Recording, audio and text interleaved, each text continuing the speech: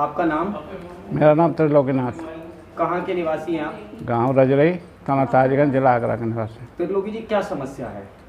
समस्या सर मेरी ये है कि 26 नवंबर 2017 को मैंने अपनी बेटी की शादी की थी। 15 लाख रुपए का उसमें मैंने खर्चा भी किया, जो लड़के वालों की डिमांड थी उसके अनुसार।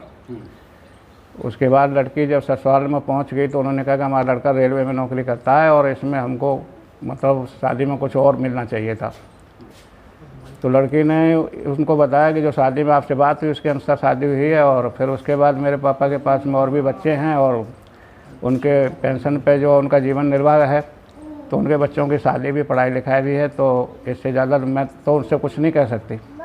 लेकिन उन्होंने बार बार दबाव बनाया और उससे कहा कि नहीं, हमको और पैसे ला के दो और कुछ गहने फहने भी मतलब बनवा के दो। तो इस तरीके की मतलब बातें चलती रही। तो ये हमारे सामने भी आई तो हमने लड़की को समझा कोई बात नहीं, हम बात कर लेंगे उससे। फिर क्या हुआ? उसके बाद में समय के साथ गुजरता गया और लड़की प्रेग्नेंट हो गई। प्रेग्नेंट होने के बाद में उन्होंने 2-3 महीने किसी प्राइवेट डॉक्टर को दिखाया और उसके बाद उन्होंने जो है उसको दिखाना बंद कर दिया। मेरी समझ में नहीं आया क्या कारण हुआ उसका। ठीक है। इसके बाद में आगे चलते चलते क्या कहते हैं, वो एक डिमांड उनकी ऐसी जो अप्रत्याशित चीज़ें हैं जिसको इंसान कर नहीं सकता कि लड़का ही होना चाहिए, हमारे यहाँ लड़का आना चाहिए, हमारे यहाँ लड़का आना चाहिए। तो ये 2-3 चीज़ें ऐसी थी, दहेज का मांगना और लड़का पैदा होना, ये इसकी वजह से लड़की टोटली डिप्रेशन में थी। और डिलीवरी तक मतलब घर में इसके साथ उत्पीड़न भी होता रहा। डिलीवरी के दिन भी इसका उत्पीड़न किया, मारपीट भी की, और उसके बाद में वो अपनी तरीके से लड़की को डिलीवरी के लिए ले गए। आपकी बच्ची के क्या संतान पैदा हुई थी? बच्ची के लड़की पैदा हुई थी और लड़की पैदा होने पर इसके ससुराली जनों ने उसको फिर टॉर्चर किया और उसके बाद से जो है लड़की कोमा में चली गई और आज तक वो लड़की कोमा में है। कितने साल से कोमा में है आपकी बच्ची? लगभग 27 महीने उसको कोमा में हो गए हैं। हाँ। और शुरुआत का जो है थोड़ा सा हॉस्पिटल में रही तो ये लोग हमारे आसपास क्लोज रहे, हो सकता है उनको डर होगा हमारे खिलाफ कोई कार्रवाई ना हो जाए, इस वजह से क्लोज रहे।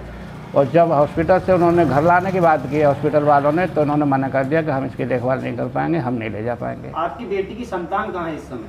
बेटी की संतान वो अपने बाबा दादी के पास है। अब आप क्या चाहती हैं?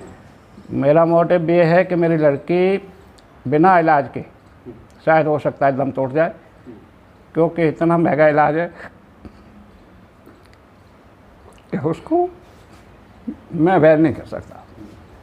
जितनी मेरी क्षमता है उसके अनुसार मैं कर रहा हूँ, लेकिन ससुराल वाले उसको न करके मेरे खिलाफ मुकदमेबाजी कर रहे हैं फर्जी तथ्यों के आधार पर, और मुझको डिमोलाइज कर रहे हैं कि किसी तरीके से हमसे कुछ लेन देन की बात न करें और अपने तरीके से लड़की को रखें। जब आप कहीं अधिकारियों पर जाने की कहीं बात हो रही है? मैं बिल्कुल न्याय के लिए जाऊंगा और जहां तक मेरी क्षमता हो गई मैं वहां तक जाऊंगा, चाहे मुख्यमंत्री, माननीय मुख्यमंत्री जी के यहाँ भी जाना पड़े तो मैं जाऊंगा वहाँ।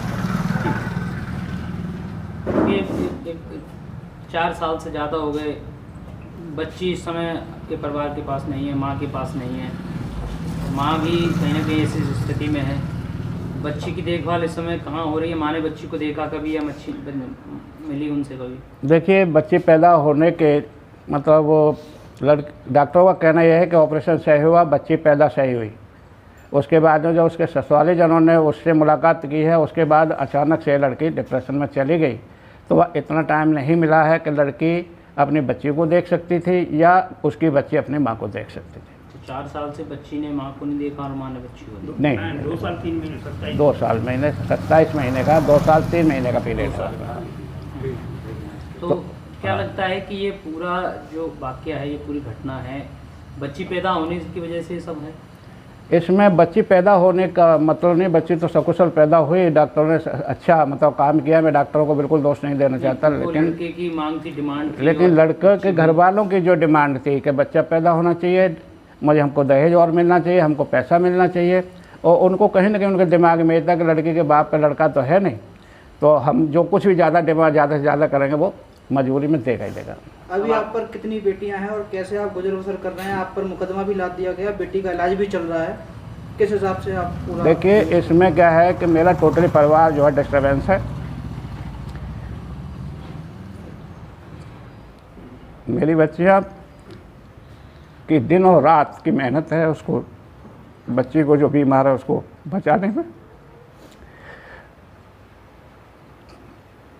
माँ का मैं कह नहीं सकता कुछ क्या हाल है उसका। तो बस भगवान भरोसे जो भी है, हमने इस पे जो बीमार है उसको ऊपर ताकत झोंक दी। हम अपनी चीज़ों में कमी कर रहे हैं, लेकिन बीमार वाले को जो है हम सोचते हैं कि ये किसी भी हमारे अब जो कष्ट है उससे ज़्यादा इसको संकट ना आए, कष्ट ना हो।